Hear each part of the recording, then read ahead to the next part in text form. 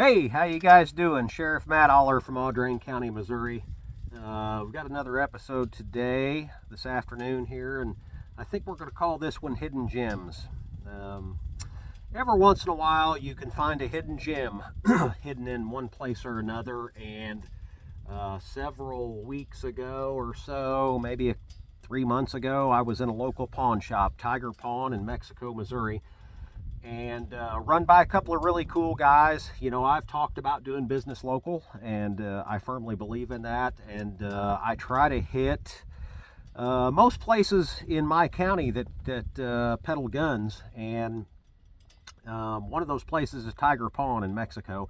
And it's run by a couple of guys, Luke and Ron, and great guys to deal with. But I walked in there one day and noticed a gun in the case that kind of intrigued me, and turns out it was an old, probably early 1970s model Smith & Wesson Model 31 revolver. This is chambered in 32 Smith & Wesson. I noticed when I first looked at it, I thought it was a 38 because it's a J-frame, and I have several 38 J-frame Smith & Wessons.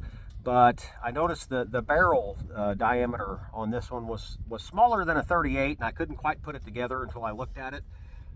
So it was just kind of weird enough that I wound up buying it. A lot of people view the 32 as a diminutive caliber, one that's not worthy of being used in a defensive capacity. I'll disagree. As I've said many times before, the best gun you can have when you need a gun is the one that you've got on you. And if this is what you carry, certainly nothing wrong with it. It's not as powerful as the 38, more powerful than a 22. But I think the 32 kind of gets overlooked, especially from my point of view. I mean, you have to remember the 32 caliber guns were very popular in the early 1900s. There were all kinds of 32 automatics, and there were all kinds of 32 revolvers. Police officers, a lot of policemen that didn't work for an agency that issued guns, bought and carried a 32 caliber revolver. There's several different variants of the 32. You have the 32 Smith & Wesson. You have the 32 Smith & Wesson Long, which is what this one is, which is also the same as the 32 Colt New Police. Colt had to kind of do their own thing. They didn't want Smith & Wesson to outdo them. You have the 32 H&R, the 32 H&R Magnum, the 327 Federal Magnum. All of them have the same bullet diameter. They're just different lengths of shell casing and different charges of powder. So I read an article several years ago, and it might have been in a police magazine, but it was estimated that the 32 caliber was responsible for more deaths in police shootings than any other caliber before or since. I would attribute that to a couple of different things. The first thing is the modern medicine at the time was not what it is today. Typically, somebody that got shot, especially prior to penicillin, would a lot of times die of infection within days of being shot. So, I mean, that's a factor. Also, it's a factor that during the 20s and 30s, like when the gangster times were going on, a lot of cops were carrying 32s, either automatics or revolvers, because they were small, they were easy to carry, they were just kind of the most popular thing of the day. And the people back then were a lot smaller, believe it or not. I mean, the average guy back then was like 5 foot something, 160, 170 pounds, versus today where the average man, I consider myself fairly average. I'm 6 foot and I weigh about 230. So when it comes to ballistics, the FBI is kind of the gold standard for ballistics testing. They consider 13 inches of penetration optimal, or actually minimal, 13 to 18, and the bullet needs to retain most of its weight. And they use ballistic gelatin when they conduct these tests. Sometimes they put a bone in it. to simulate a bullet hitting bone, or sometimes they wrap it in denim to simulate clothing, to test different hollow points and things like that. But at the end of the day, they want to see 13 to 18 inches of penetration and the bullet retaining most of its weight. The 32 is probably, by today's standards, is probably right at the minimum penetration and weight retention standard that we use for determining whether or not a load and a bullet is self-defense worthy. I've had a lot of people over the years ask me, I love guns, I know guns. I've had a lot of people over the years ask me, especially older people and maybe smaller statured women, things like that. Hey, we want to do something that, we're kind of recoil sensitive. We want to do something that we can handle the recoil of. The 32, very mild recoil. Again, if you're in a gunfight or you need a gun to save yourself, the best gun is the one you have, and the one you can shoot well. It does no good to have a gun that recoils so horribly that you can't hit anything with it. The revolver is, everybody has preferences, right? So some people like Colts, some people like this, some people like that. As far as revolvers go, I am a Smith & Wesson fan. They've been doing this for a long, long time, since the 1800s. The current K-frame, the current modern Smith & Wesson revolver, I think they developed that in like 1901. And the action and the lockup and all that stuff has not changed very much. Back to this gun. It's chambered in 32, but you can see that it was originally nickeled, and a lot of the finish is torn off this gun. However, when I first looked at it, the first thing I did was cock it so it locks up, and checked the cylinder wiggle and the rattle, if there were any rattles, how tight the cylinder was in the frame. Super tight gun. My guess is this gun, I looked at I researched the serial number. Best I can tell from Smith & Wesson's records, this gun was made in the early 1970s, which is about the time I was born, and I'm 51 today. So my best guess is this gun was probably put in a leather holster and stashed away somewhere and not shot very much. The chemicals they use to tan leather are really horrible to finishes, especially nickel. It'll cause it to flake and chip like that. So my guess, given how tight this gun is, I mean, there's no wiggle in that whatsoever. My guess is this thing was probably shot a little bit and put away in somebody's closet or dresser drawer or something in a leather holster, and it laid there for decades, which is what caused this damage. So the point being, don't discount a gun based on the finish. Like cop guns, a lot of cop guns are carried 1,000,000 miles, and they have hard miles on them, but they've only been fired 100 times every, couple times a year. They might have a less than a couple of thousand round count on them, but look like they've been drugged down the road behind a pickup truck.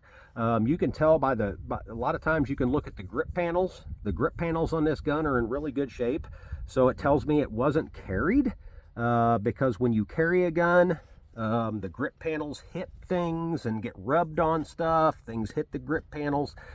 They ding them and dent them and screw them up and chip them. The grip panels on this gun are in pretty good shape. So my guess is it wasn't carried much. Probably the culprit behind this nickel plating damage is probably a leather holster that was tanned with chemicals that caused some damage to it while it was sitting in a dresser drawer somewhere. I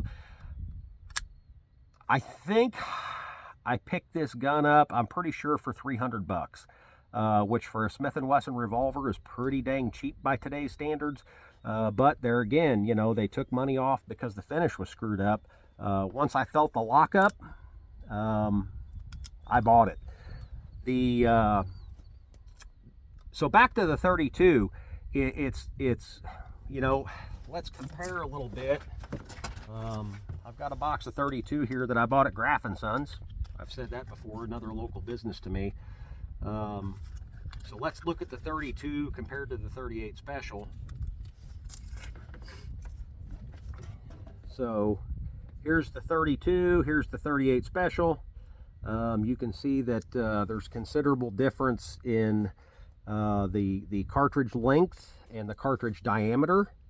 Of course, the 32 is a round nose because that's what was available when I bought it, but not a huge difference, but in terms of felt recoil, huge difference in felt recoil.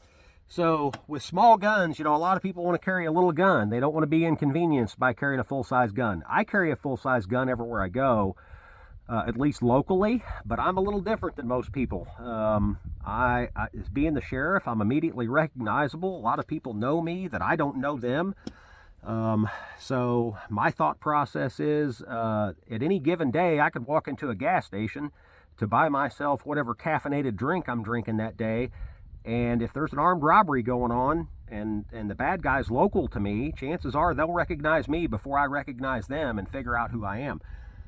So I always, very seldom do I ever carry a pocket gun. If I do, it's a backup to my primary gun. I usually always carry a full-size gun. Now, to the average person that's going to dinner with their family that just wants to have something to protect themselves, a pocket gun is fine. And you'd have a hard time going wrong with a small J-frame revolver. You can see that, you know, I have big hands, but they're not huge hands, but that would easily go into a pocket, coat pocket, pants pocket. I carry a J-frame and an ankle holster most days. And if you're recoil sensitive, someday I'm probably going to get to the point where you know, I have arthritis in my hands, or I have some kind of debilitating illness that keeps me from operating the slide on a semi-automatic pistol, or keeps me from tolerating the recoil of a larger caliber pistol.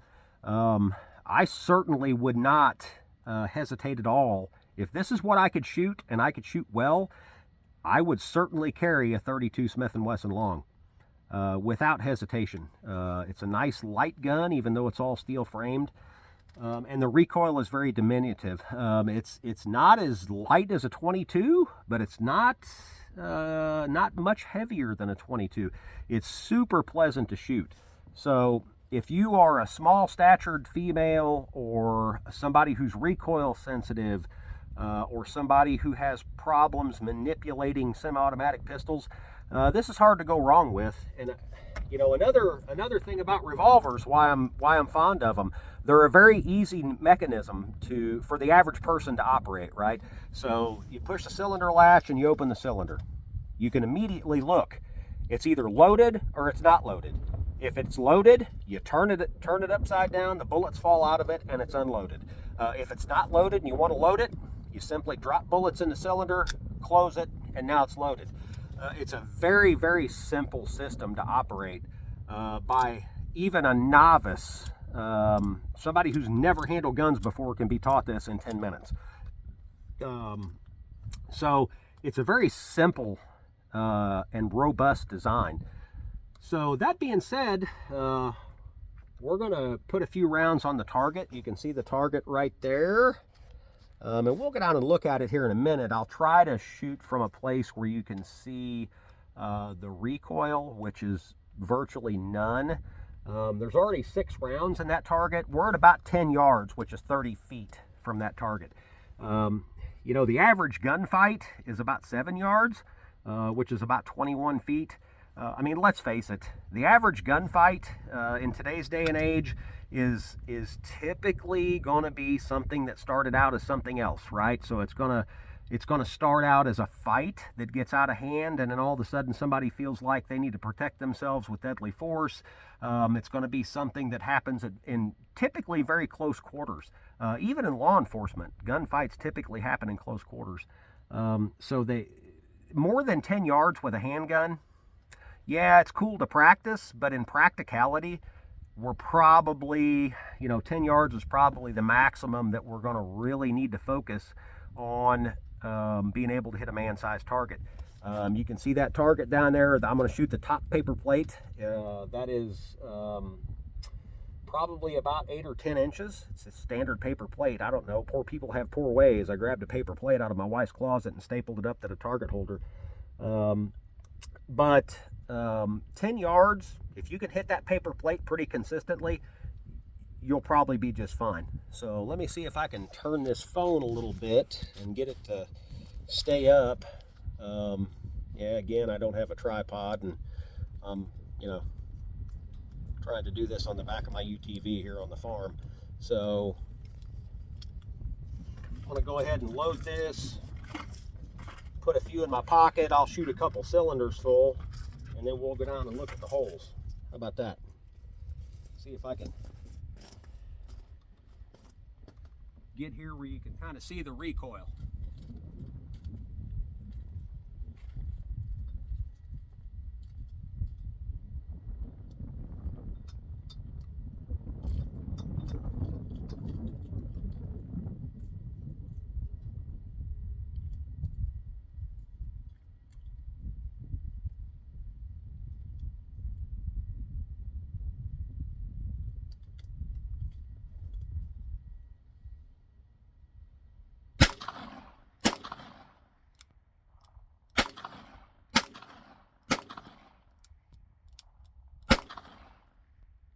Not sure what happened with that one there. I don't know if I had a bad primer or what the deal was. We'll fire another cylinder full through.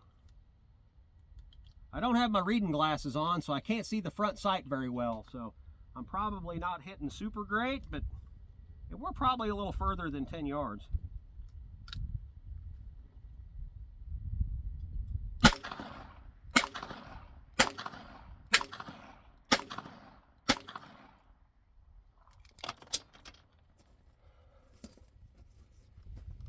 So you can see there that recoil was almost nothing. These bullets are 98 grain, I think. So the standard 32 Smith & Wesson long caliber runs 85 to 115 grains. These are about 98 grains. They're probably moving about 750 feet a second, which, velocity wise is right up there with 45 ACP, the standard loading. Right up there with the standard loading of the 38 Special, until you get into the high pressure cartridges. So the chamber pressure in this thing's, I don't know, 15,000 probably. 9mm probably 30, 35,000. So less chamber pressure, lighter bullet, typically equals lower recoil. This is super pleasant to shoot. So if you're recoil sensitive, you'd certainly have a hard time going wrong with something in 32 caliber. Even 32 Magnum would be probably okay for recoil sensitive people. Let's run down and take a look at the target. It was 1, 2, 3, 4, 5, 6, 7, 8, 9, 10, 12, 13, 14, 15, about 16 yards. So you can see the top paper plate, all of the 1, 2, 3, 4, 5, 6, 7, 8, 9, 10, 11, 12, 13, 14, 15. Let's see, 1, 2, 3, 4, 5, 6, 7, 8, 9, 10, 11, 12, 13, 14, 15, 16, 17, 18. 18 rounds. 3 cylinders full, 6 rounds per cylinder. 6 were in there and I fired 12, so all 18 rounds are in that at about 16 yards. Rapid fire, didn't have my glasses on, but I'm no expert on pain, but if that were a man, I bet that hurts. The other cool thing that I forgot to mention a while ago is these J-frame revolvers. In 38 Special, they typically hold 5 rounds. If you cut down to 32, it holds 6, so you get an extra bullet for the same size gun. You'll lose a little bit in ballistics, but again, what do we know? The gun to have in a gunfight is the one that you have with you and that you can shoot well. If you're recoil sensitive or you just enjoy the 32, you could certainly do worse than a 32 caliber revolver. Now this is not to be confused with the 32 automatic. It's a different round. Bullet diameter is the same. However, the 32 automatic is semi-rimmed. the rim on the shell casing typically won't catch on the cylinder face, so you typically cannot chamber one of those in here. It's a different caliber, same caliber, different round. So I mean, nothing wrong with the 32. Again, I'm no expert on pain, but if that paper plate were a bad guy, those 6 rounds probably would have either stopped him, made him run away, or killed him. One of the two, or one of the three. So again, I'm going to go ahead and sign off. Hope you enjoyed this. Don't forget to like and subscribe. But a little hidden gem. If you're a gun person, get around to your pawn shops and see what's laying there. And if something looks beat up, don't write it off. Take a good look at it. Make sure it locks up good and tight. Make sure the function is good. And like, you know, a Smith & Wesson revolver in today's day and age for $300, that is about half of what you'll pay for a new Smith & Wesson revolver. Well, about a third, actually. The last Smith & Wesson revolver I bought was about a year ago, and it's like $900. So just because it's got a few dings and dents doesn't mean that it's not worth the money. So take a look at it. Anyway, don't forget to like and subscribe, and I appreciate you watching. Take care. See you on the next one.